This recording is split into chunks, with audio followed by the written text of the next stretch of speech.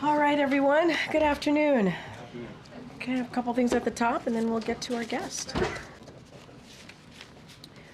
Today, President Biden signed an executive order establishing the White House, bless you, establishing the White House Initiative on Advancing Educational Equity, Excellence, and Economic Opportunity through Hispanic Serving Institution, alongside nearly 24 champions for these institutions and Latino communities.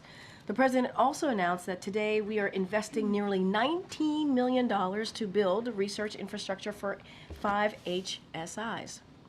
We know that these institutions make an extraordinary contribution to our nation's higher education system and shape the future of the nation, and over half of all Hispanic and Latino students attend a Hispanic serving institution. Today's announcements are part of the historic actions this administration has taken to expand economic opportunity for Latino communities. Next, 1 year ago today, President Biden issued a landmark executive order to ensure that America leads the way in seizing the promise and managing the risks of AI. The executive order directed sweeping actions to manage security risk, protect Americans' privacy, advance civil rights, and stand up for consumers and workers, and promote innovation and competition. Today, President Biden announced that federal agencies have completed on schedule each action that the executive order tasked for this past year, more than 100 in all. As President Biden has said, AI is the most consequential technology of our time. The president and the vice president will continue working to ensure that this technology is developed in a way that works for the American people. We have Chair of the Council of Economic Advisors, Jared Bernstein, with us today to talk about some recent economic news. The economy has grown 12.6% under this administration, more than any presidential term in 25 years. We have gone from the worst economic crisis since the Great Depression to the strongest economy in the world. 16 million jobs created and the lowest unemployment of any administration in 50 years. And inflation has fallen to 2.4%, the same rate as right before the pandemic, with incomes up nearly $4,000. Still, we know that there is more work to do, and we'll keep fighting to lower costs and grow the middle class. With that, Jared, I know you have more to share about this.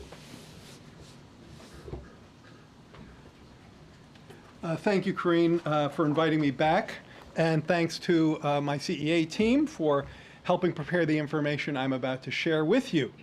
This has been a busy and quite positive data week so far, and it's not over. We learned today that real GDP rose 2.8% last quarter, largely accounted for by strong consumer spending. The quarterly PCE price index, this is the inflation measure watched most closely by the Federal Reserve, grew at an annualized rate of 1.5% last quarter. Consumer spending continues to come in strong, backed by the tailwind of a persistently tight labor market and easing inflation. Real after-tax income was up a solid 1.6% in Q3. That's more buying power and more breathing room for American households. In other words, this is another in a series of GDP reports showing the U.S. economy is growing above trend, and as the slide on my left, your left, my right, shows, is outpacing other advanced economies. This is the U.S. and you see, well ahead of the pack. We also learned yesterday that consumer confidence spiked in October, up about 10% for the month, its largest monthly jump in 3.5 years. Relatedly, the gas price this morning was $3.14 per gallon and is below $3 per gallon in 20 states. These data are consistent with the most important dynamics of the macroeconomy during our administration: strong GDP growth, strong job growth, accompanied by falling inflation. In fact, as CEA has shown, real GDP is up just under 13%, as Karine said, since the president took office. And there you see that in the last bar there, since the president took office, and has consistently beat forecasters' expectation. Case in point, if we compare real GDP, the level of real GDP is today, with the Congressional Budget Office's last pre-pandemic forecast, today's level is $9,800 higher per capita than it was expected to be.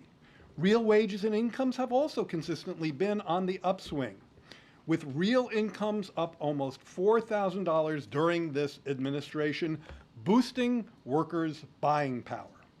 Now, on Friday, we'll get the October jobs report, which will reflect the labor market impact of several strikes, Hurricane Helene, and possibly Hurricane Milton. The BLS, the Bureau of Labor Statistics strike tracker, estimates that there are 3 strikes that will be reflected in Friday's report, reducing national payroll employment by about 41,000 jobs, a number well above the usual monthly strike count. Note that the East Coast port strike ended before it could have an impact or an effect on the October payrolls. Regarding the hurricanes, outside analysts estimate that the extreme weather could lower payroll employment by as many as 60,000 jobs, though unlike the strike estimate, this estimate is subject to considerable uncertainty. In other words, outside estimates suggest that strikes and weather-related events could collectively lower October payrolls could collectively lower the change in the October payroll by as much as 100,000 jobs. Now, while we're doing all we can to help with these temporary disruptions, we remain confident in the underlying strength of the U.S. labor market.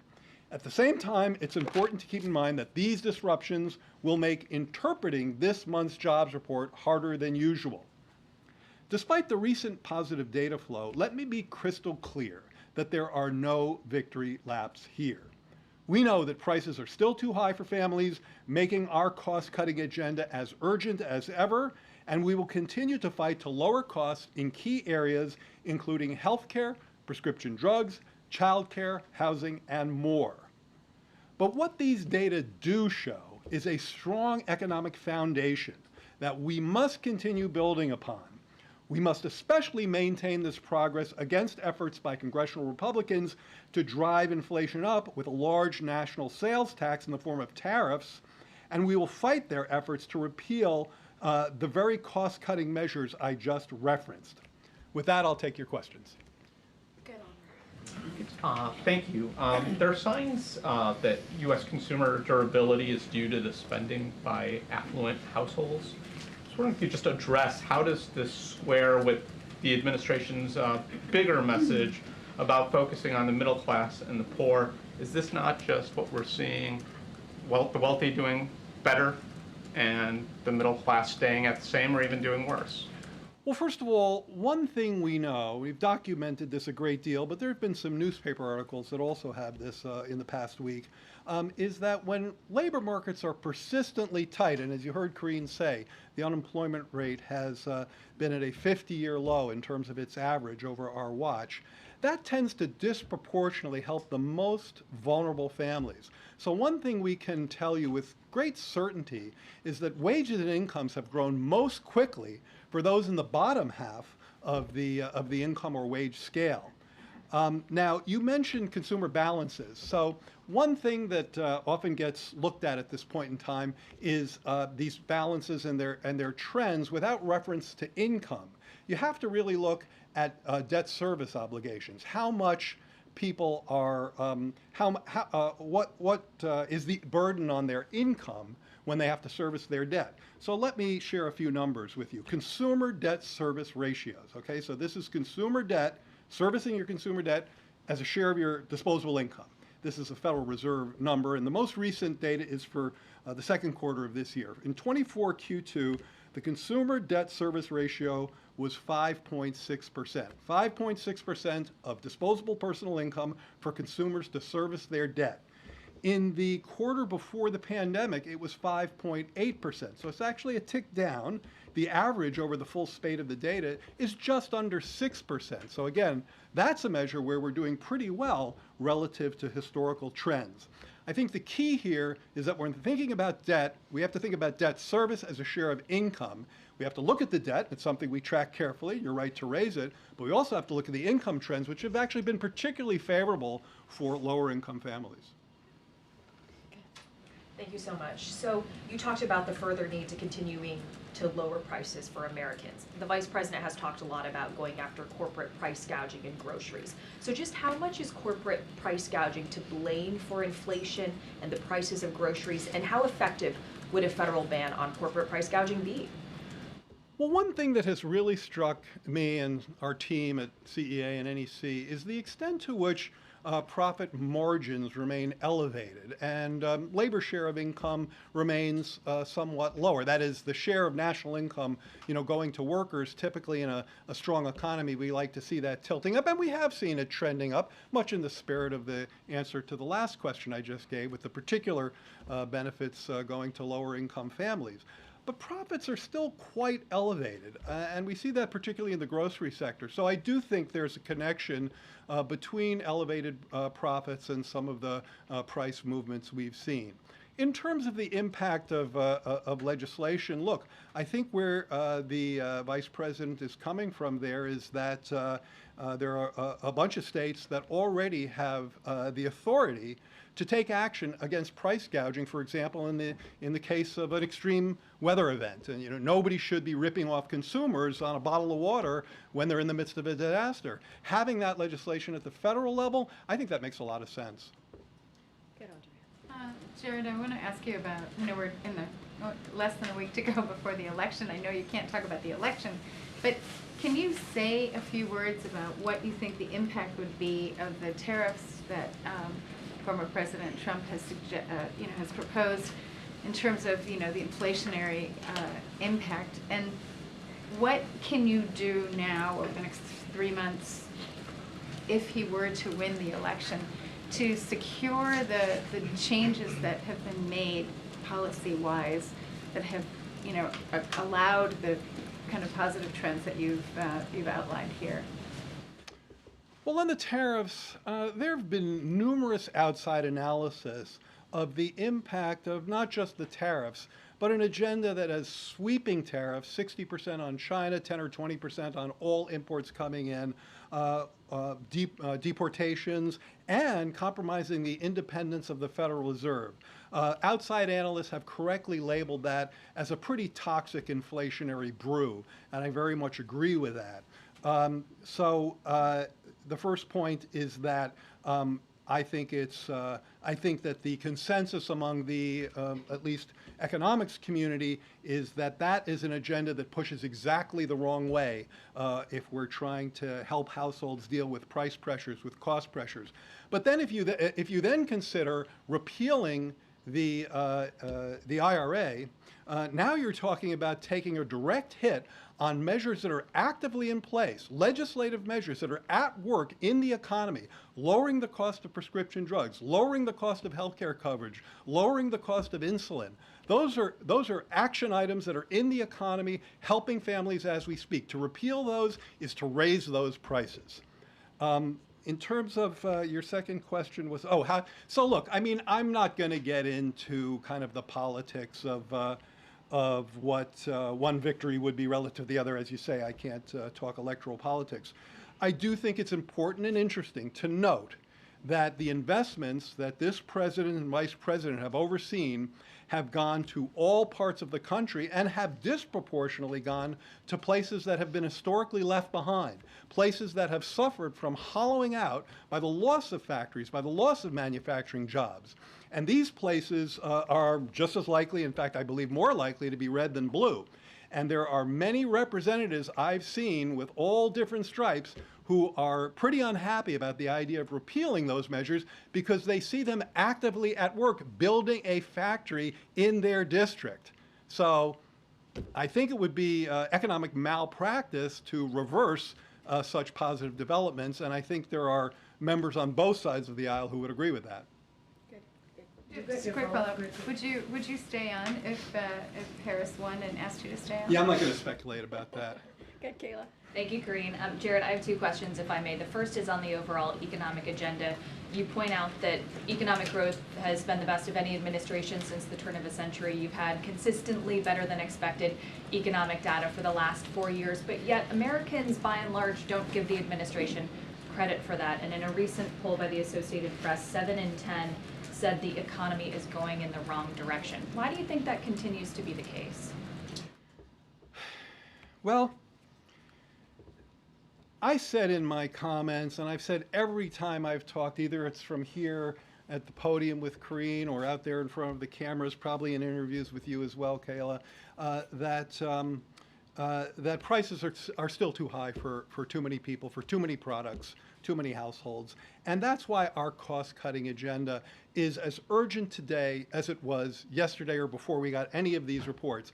There's no economic report that is going to make any of us say, oh, well, we don't have to worry about that anymore in terms of cutting the cost of drugs or health care or health coverage or housing or child care. I mean, those are serious structural issues where we have an affordability shortfall in housing and child care, and the president and vice president have robust plans to go after them. We need Congress to work with us on that. And in my view, that is nothing like a red or a blue issue. You cannot find a state in this country that doesn't need more affordable housing and more affordable child care. And I think you'd be pretty hard-pressed to find plans that are more robust than the ones we've articulated to add to the supply of affordable housing and add to the supply of affordable child care. So we just need to roll up our sleeves and work together on those issues on behalf of the American people. At the same time, I did mention that consumer confidence spiked in October. I don't want to over-torque on 1 month, but we do see an upward trend. And I think that upward trend, while it's not where we want it to be, it's moving in the right direction. That's what I mean when I say building on the foundation we have. I think that upward trend in consumer confidence, in sentiment, while not where we want it to be, our work is not done, is telling us that easing inflation, strong growth, a solid job market, and real wage and income gains are helping to reach American households, but our work isn't done. You just mentioned the difference in the ideologies and the platforms of the two candidates for office through the perspective of outside analysts. And I know that you can't comment specifically on the election, but given that GDP is backward-looking data that goes through just the end of September, and the fact that this election has been in a dead heat in recent weeks, I'm wondering in some of the more real-time data that you look at, if you're seeing that election uncertainty play out in any consumer or business behavior. I think that, well, here's a really arcane way of answering your question, and then I'll try to speak English. But the arcane way is, and feel free to go ahead and test this, I believe that if you put the economic indicators that we've been generating in almost any election model, it would show the incumbent party winning. All right. Others have done that. You can look at those models. So I think that I don't necessarily buy the idea that these are necessarily backward-looking indicators. To be a little technical, if you look at one of the line items in the GDP report today, private domestic spending, which is basically consumer spending plus business investment. Consumer spending plus business, take out net exports, take out inventories, take out government, take out a lot of the noisy stuff, and look at the core of the private economy, again, consumer spending and private investment. It was up 3.2%, higher than the GDP, which was up 2.8. The reason I reference that is the best predictor of where GDP is heading. PDFP is what we call it. We've written about it on our website today. Please read the CEA blog and follow our tweets. And that's a forward-looking measure. So I feel pretty confident in those assertions. All right, Ed in the back. Yeah. Thanks, Jared. And Karine. So average hourly wages, Jared, are down 1.4% from the month President Biden and Vice President Harris got into office in December of 2021. Overall prices are up 20% in that same time. Americans have racked up a record amount of credit card debt, 1.14 trillion. So why does this economic growth come with such hardship? So we've had this conversation before, but let's have it again. I think you make an analytic mistake, with respect, when you start measuring wage trends from, what I guess it's January 21, is that what you're doing? Yeah, January of 2021, yeah. January 21. I don't have the graphic here, but we have it all over the place, and I'll make sure you and others get it. Wages were spiking in that month. Now, how the heck could wages be spiking? I mean, going way up. It looks like a mountain peak. How could wages be spiking in such a lousy economic month of January 21?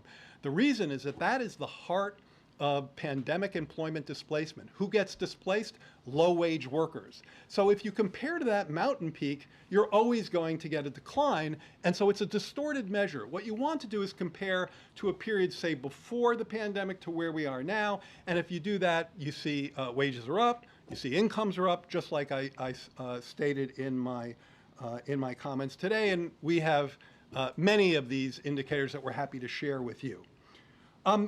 I think, again, on the consumer credit point, it's important to look not just at consumer credit, but at debt service relative to income.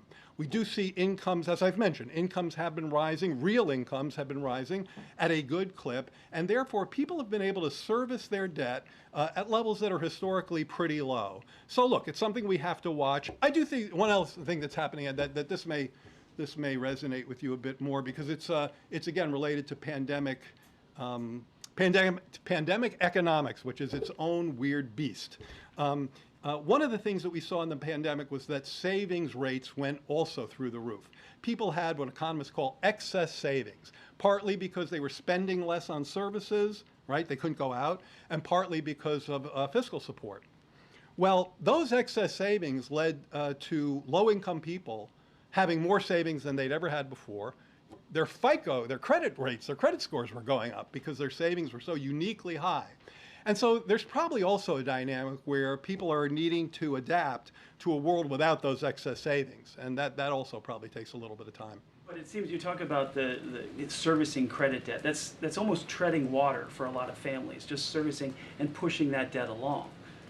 As long as your income is rising relative to your debt, you can service that debt. And so that's why the numbers I cited. That's not getting ahead. Well, I think if you want to look at getting ahead, so there's a couple of parts to this.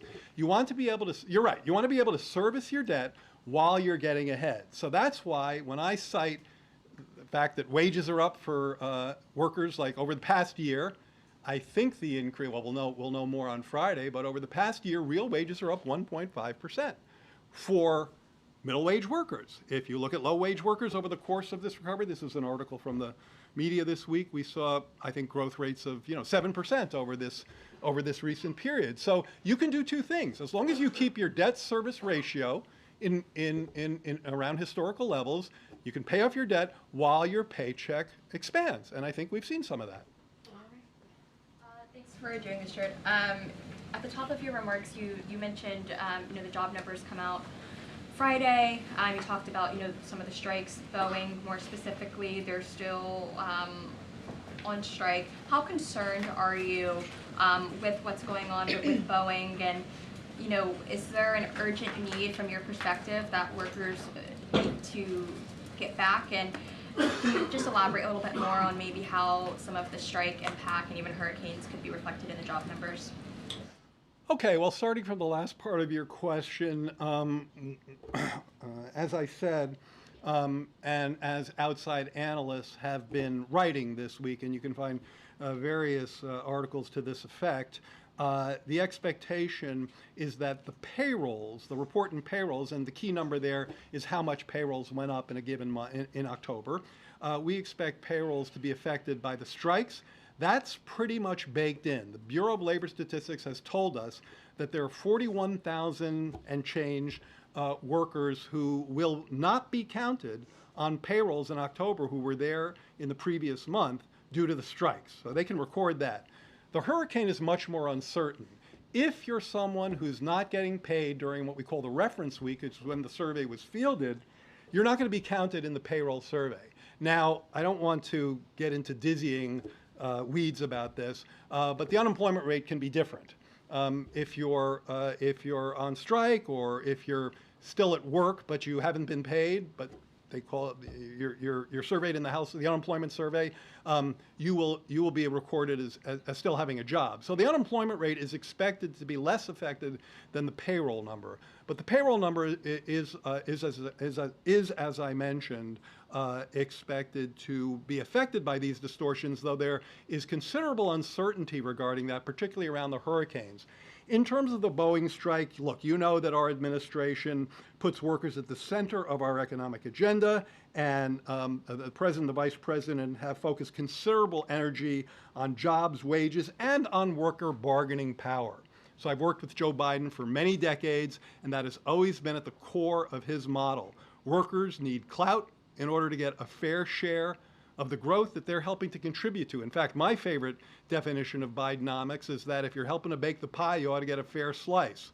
And one of the ways that happens is through bargaining clout, bargaining power, and that's why we've generally been so supportive of unions. Any specifics about a particular strike, it would be inappropriate for me to weigh in.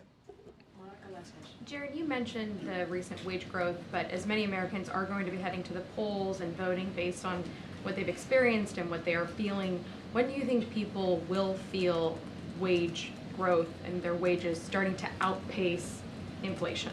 Yeah, it's a really important question. It's not an easy one to answer. It has a lot to do with we at CEA have made up something that turns out to be a real thing. We call it your personal price vector. This idea that everybody walks around with a list of prices in their head. What's on that list? Gasoline, groceries, sure. But if, like my wife, you're somebody who likes to garden, fertilizer is on that list.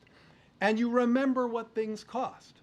You remember that you used to pay $3 for this and now you're paying $4 for this. Now, one of the points that I'm making is that as your pay goes up, that $4 becomes something you can afford again. So here's a calculation that we do that no normal person would do, which is that it says, if you look at how much work, how many hours of work does it take to buy a bag of groceries right now, it's about the same or even a little lower than it was before the pandemic, right? Because yes, grocery prices have gone up, but especially recently, wages have gone up more than grocery prices.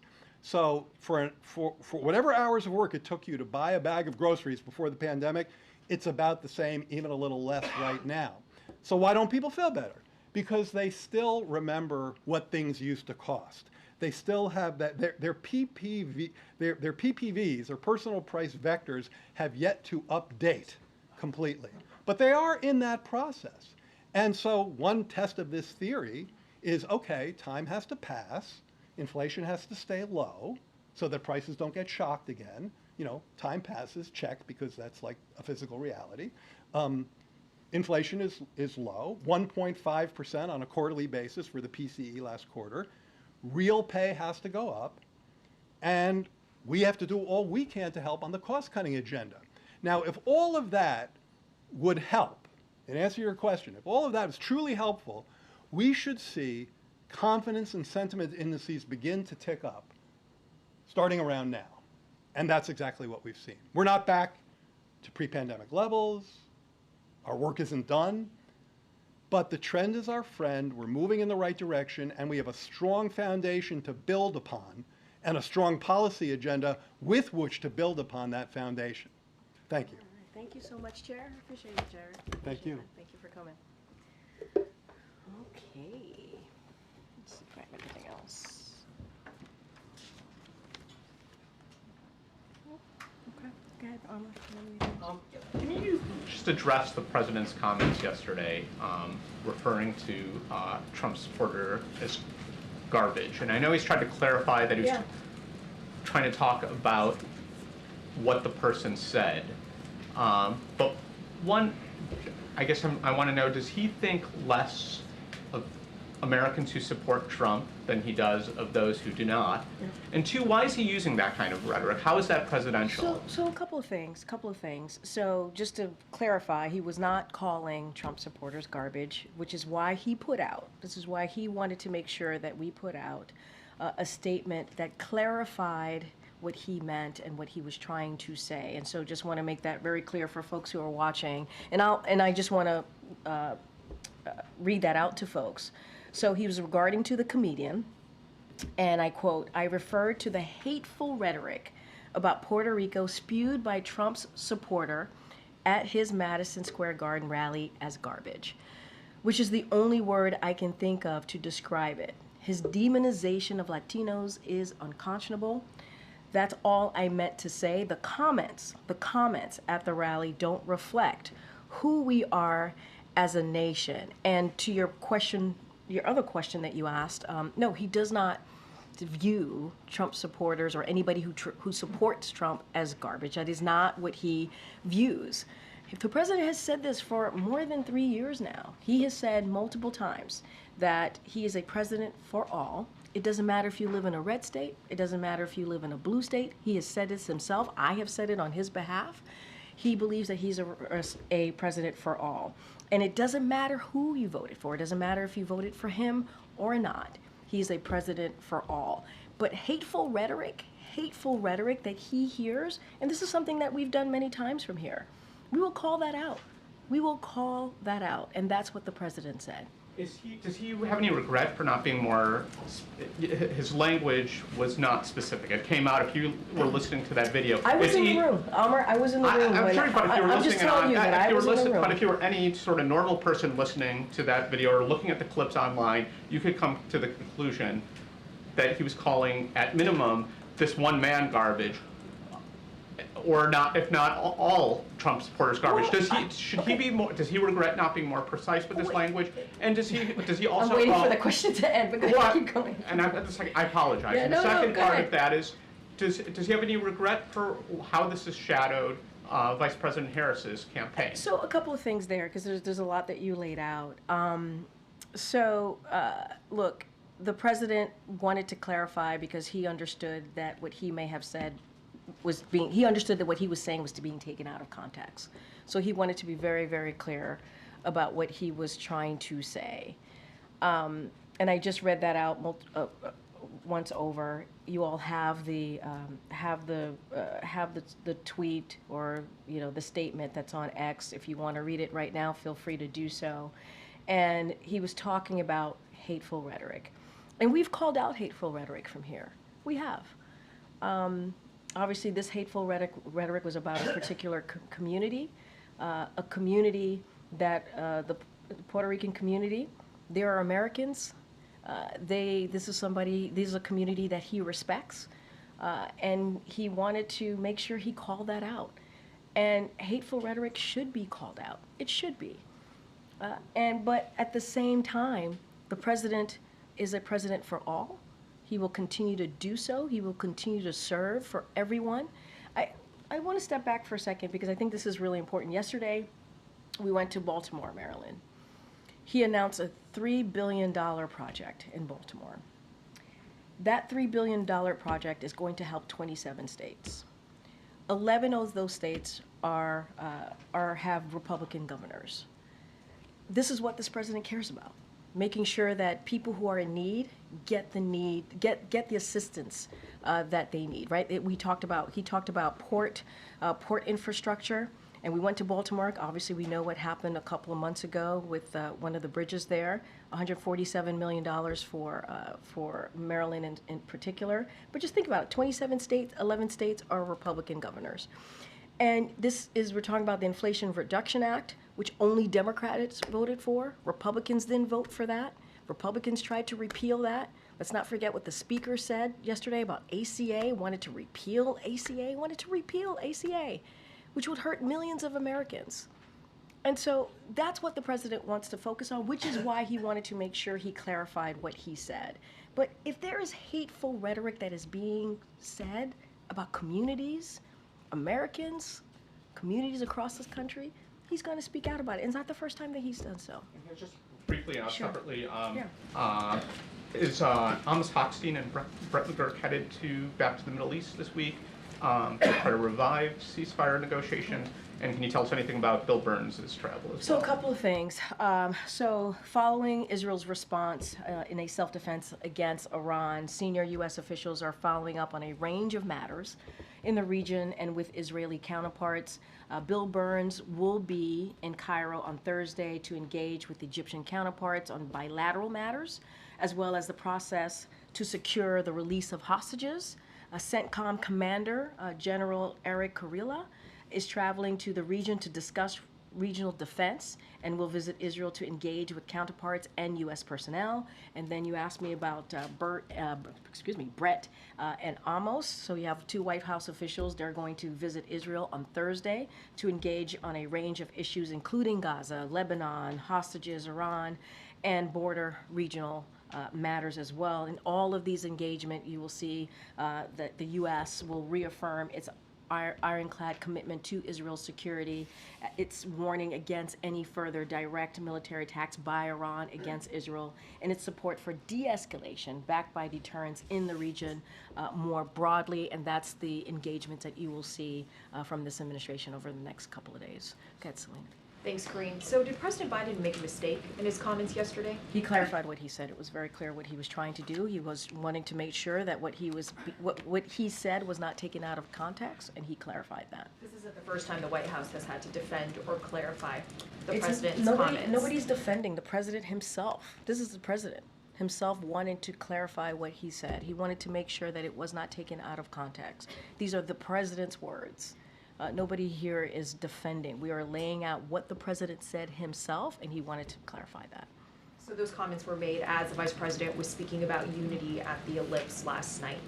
Did the president speak to the vice president before or after that speech? Well, I think in a gaggle that the vice president did not too long ago, she confirmed that she had a conversation with the president. The president was very proud of the vice president. She gave a historic speech last night, and he certainly wanted to congratulate her. So that was after the speech? That was after And the did the president make any reference to these remarks or apologize to the vice What I president? can say is I'm not going to get into private discussions here. That's not something that we do from the podium. I'm not going to do that. But the president and the vice president speak regularly. That is not uncommon.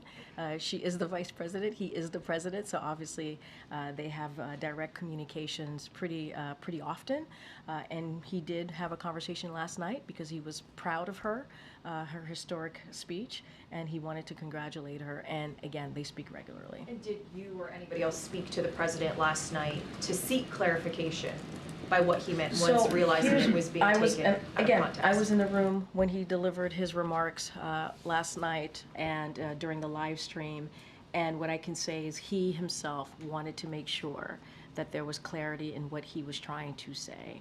Again, we are talking about hateful rhetoric, a hateful rhetoric that was being said.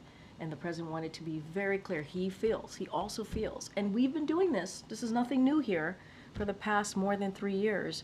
When hateful rhetoric is being said, the president believes it's important to speak to it and call that out. And that's what the president was referring to, a particular comedian from just Saturday night, though you all covered this at Madison Square Garden, who was spewing hate against the Puerto Rican community, and the president felt that he needed to say something. At the same time, he wanted to make sure that his words were not taken out of context, and so he himself wanted to make sure that a statement was put out to clarify. Okay. One more on this. Sure. Was the president reading from a script? It looked like he was reading from notes. Were those comments written out for him in some form? Okay. No, I'm sorry. Go ahead, Audrey. No, it's okay. No, finish. I want you to finish your statement. I'm sorry. I was just, it would be useful to know whether there was a prepared remark that he was reading from, and if so, whether that should have been changed or whether he was ad-libbing. A couple of things. I'm not going to get into specific here. It's not unusual for a president or the vice president or any elected official to have notes in front of them when they're speaking to a crowd or to a group of people. That is not unusual. What I can say is the president wanted to make sure that his words were not being taken out of context, and so he wanted to clarify, and that's what you heard from the president. He was very aware, and I would say I think it's really important that you have a president that cares about clarifying what they said, and that's what you see from this president. He took it upon himself to clarify what he said. And I think that says a lot about who Joe Biden is, that he wanted to make sure it was clear that he was talking about the comedian and the hateful rhetoric that was coming from this comedian just a couple of days ago. There have been a lot of comparisons made to the Hillary Clinton remark using the word deplorables. Has the president indicated to you any concern that this comment, this one comment that he has clarified now, could have similar reverberations to that previous comment? I mean, he was certainly active in politics then and was, you know, was aware of the impact that that had. I'm not going to go back and litigate 2016. I'm just not going to do that from here. He was not speaking about Trump supporters. He was not, as a whole, he was not speaking about people who support a different candidate. That is not what he was doing. And he clarified that in his statement last night. That was not his intent. He wanted to be very clear about that, hence, again, why he said he was speaking about comments that were made by the comedian. And let's not forget, we can't forget, what we heard was the demonization of Latinos. That's what we heard of a community. By the way, you know, and I know you all know this, Puerto Ricans are Americans. He wanted to make sure that you know, we speak out against hateful rhetoric. It's important to do that. Was he talking about Trump supporters? Absolutely not. As a whole, absolutely not. I just have Okay, one sure, question. sure. So the president of, who was just here visiting President Biden, said of Cyprus, said that he thought that there could be some movement on a Lebanon ceasefire within 1 to 2 weeks. He said that he had discussed this matter with President Biden. I wonder if you can give us, a sort of an indication of whether you think that is also true, that there could be a ceasefire in Lebanon within 1 to 2 weeks, and if you could just comment on Israel's ban of UNRWA and whether you think that's helpful for the process. So look, we're going to remain committed to reaching a diplomatic resolution here to end the conflict along the blue line, which will allow Israelis and also Lebanese civilians on both sides to return to their homes. And this is something that we've been pretty consistent about, and we're going to continue to have certainly that commitment to have diplomatic resolution to end what we're seeing along the blue line. Look, and we're also been very consistent to not having negotiating certainly in public. That is not something that we're going to do from here. We're going to certainly be optimistic, and we are committed to that. Just not going to go into any kind of where we are with those conversations, what's happening. We're not going to certainly negotiate out from here. As it relates to, I'm assuming you're speaking about the Knesset vote on UNRWA. So look, certainly we are deeply troubled by that, by this legislation that could shut down UNRWA operations in the West Bank, Gaza, and also East Jerusalem. So we urge the government of Israel, we're having this conversation with the government of Israel to pause implementing this legislation. We urge the government of Israel certainly to ensure UNRWA can effectively carry out its mission and facilitate humanitarian assistance. But we also support steps to strengthen UNRWA as well, in part so that UNRWA's impartiality and neutrality, including to respond to allegations, as you have all covered, to ties to terrorism. But we are certainly deeply troubled by that, and we're continuing to have conversations with the Israeli government. Go ahead. Thank you, Karine. First on the comments last night, was the president aware in the moment, as soon as he had made those comments, that they could potentially be misconstrued and be problematic, or was it only after conversations with aides? I'm not going to get into a process. I think what's important is the president put out a statement and wanted to make sure that he clarified himself, clarified what he meant here, and this is something that he wanted to do. And that's what you saw from this president last night. And I think that's important to note. I would also say, and I said this already and I'll say it again, from day one, this president has always said that he will be president for all Americans. It doesn't matter if you voted for him or not, and that continues to be the case. He was making a particular point, a specific point about a comedian and the hateful rhetoric that was heard by all of us. On Sunday, but I'm not going to get into the back and forth. I think what's important to note is that the president himself wanted to clarify this. There have been a few times when the president has spoken off the cuff and appeared to be off message or had comments that have needed to be walked back or cleaned up. And I'm wondering, going into this final very high stakes stretch of the election, if there's going to be any changes to preparation or format for any of the final events that he's going to be participating in. The president looks forward to being out there talking to the American people. You heard me talk about yesterday and how important that was, $3 billion in port infrastructure funding that's going to make a difference in 27 states. 11 of them are red states. This is what the president cares about, to deliver for all Americans. And so that was an event, that was a great event. We talked about the $147 million he talked about this, that's going to go to the port. And not just like dealing with infrastructure, but also creating good paying jobs, thousands of good paying jobs. And so the president's going to continue to do that. I don't have any changes to speak to from here. And you saw the president in Pittsburgh just this past weekend as well. And this is more of a campaign. That was a campaign stop, so I'm going to be really mindful, but he saw him talking to laborers and union members. And they were thrilled to see him and very thankful for the work that he's done on behalf of union workers over the past 3+ years. And so that's what you're going to continue to see from the president. It doesn't matter if it's because of the election is a couple of days away. This is what he's going to go do in the next 3 months. And I think the president enjoys being out there, and nothing is going to stop him from doing that. On foreign policy, just finally, CNN is reporting, according to a high-ranking Iranian source, that Israel's recent attacks on Iran will be met with a definitive and painful response that will likely come before the election on Tuesday. What preparations does the U.S. have underway for Here's potential what I'll say. response? Iran should not respond to Israel's retaliation. They should not. If it chooses to do so, if they do, we will support Israel in defending itself. But they should not. They should not respond to Israel's retaliation. Go ahead, Karen. Thanks. The White House had advised that the president will be heading to Pennsylvania twice at the end of this week, Philadelphia on Friday, Scranton on Saturday. Obviously, very important battleground state.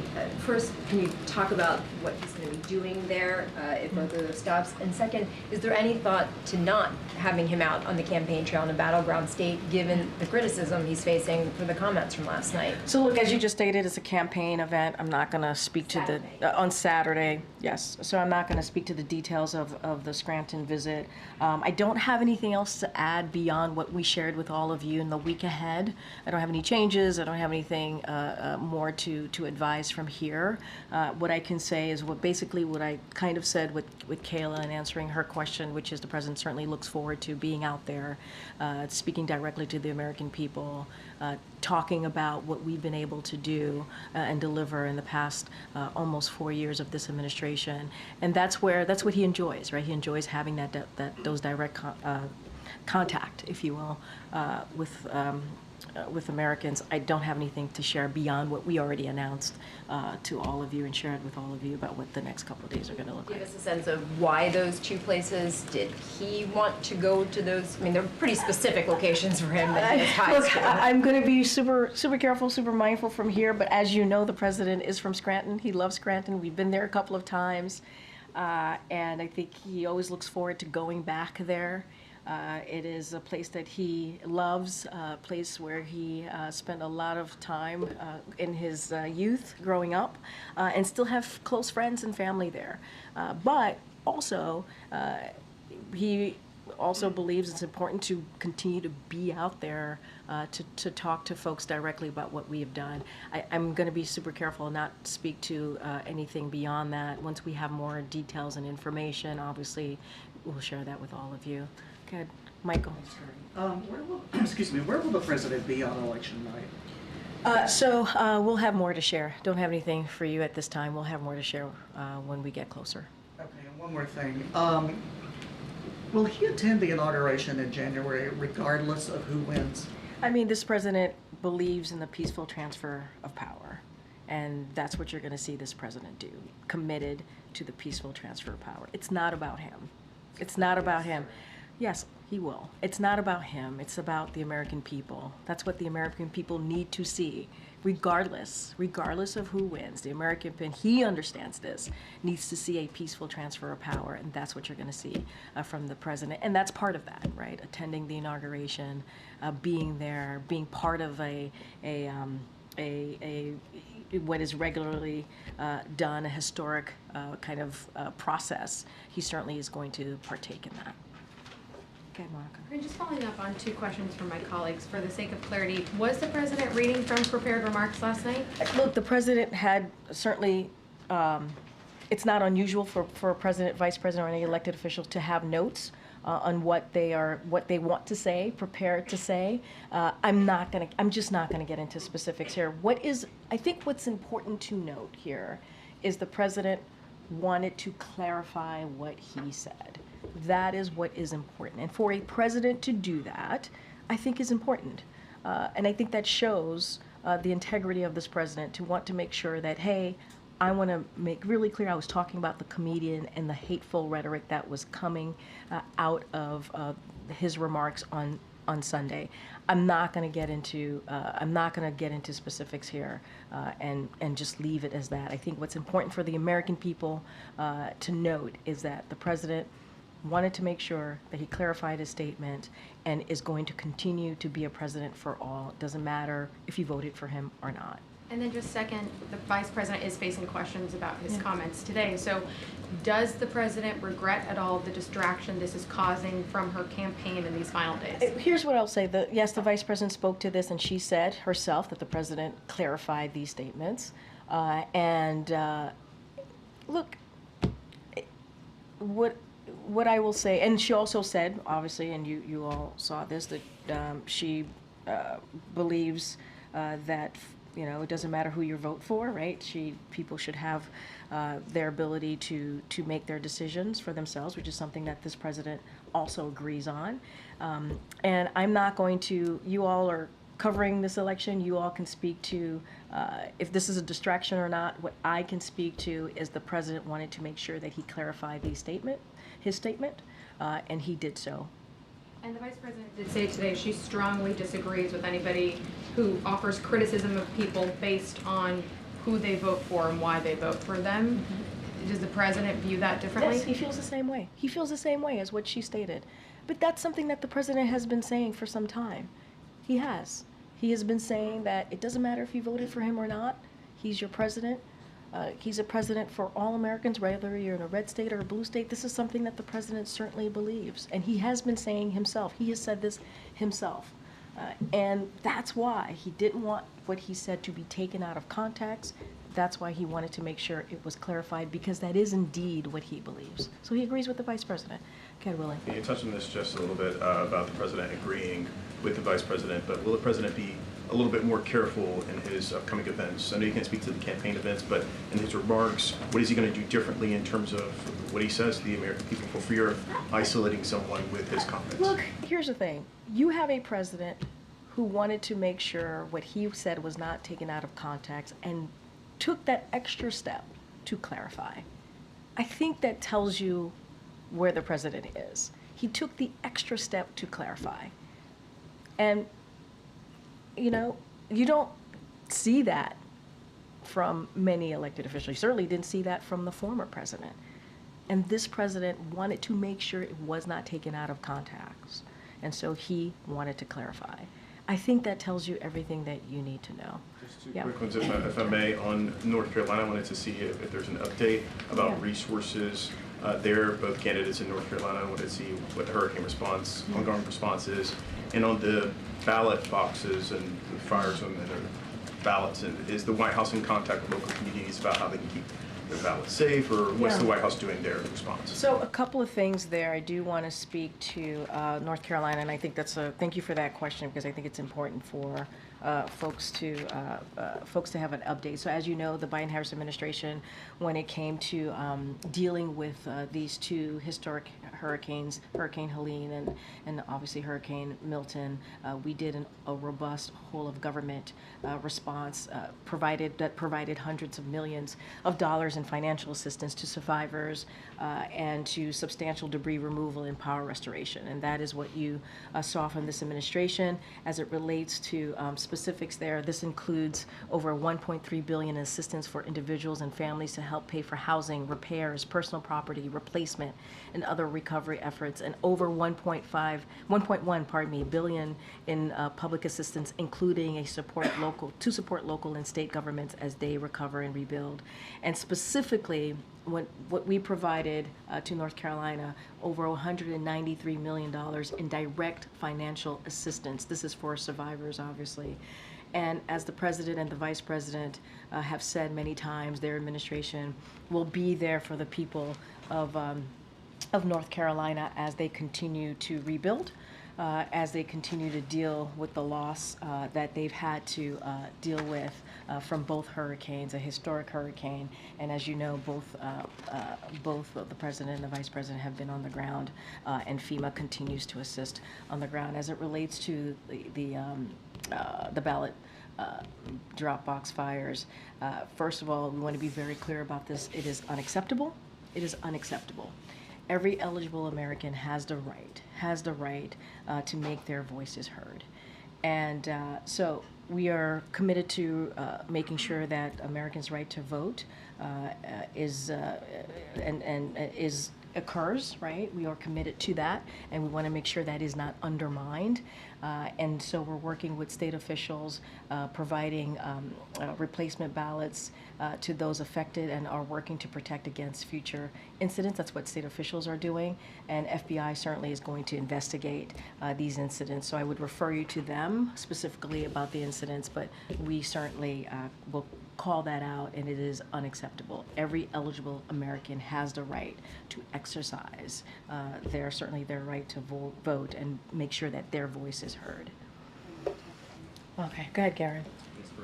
A Supreme Court ruling allowed the state of Virginia to purge 1,600 voters from the registration rolls suspected of being non-citizens. Critics argue that the ruling violates the National Voter Registration Act, which bars systematic changes to voting rolls 90 days before an election. What does the White House make of this ruling? So look, it's very similar to how I answered Willie's question, but I'll start off with this saying it is already illegal. It is already legal for non-citizens to vote in federal elections, and it is a federal crime that is punishable by prison and fines.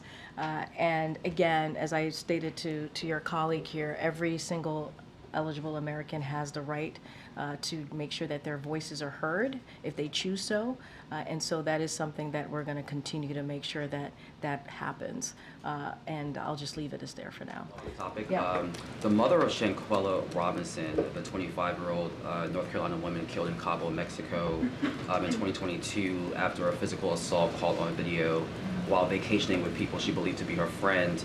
Her mother filed a wrongful death lawsuit against those 6 individuals who, and also names the State Department and FBI, accusing the agencies of negligence in their failure to extradite those involved and failure to properly investigate that case. Given that her family did have a meeting here at the White House, wonder what the White House has any reaction to that lawsuit? Yeah, I'm going to be mindful and careful here. It's an ongoing case. There's a lawsuit obviously tied into this. So what I will do is refer you to certainly the State Department and just not comment from here. Has the White House been in contact with the Robinson family outside of that one meeting last year? I would have to connect with my colleagues here. I don't have anything to share beyond that one-time connection, but I would have to connect with the team here. All right, thanks everybody. Have a good one.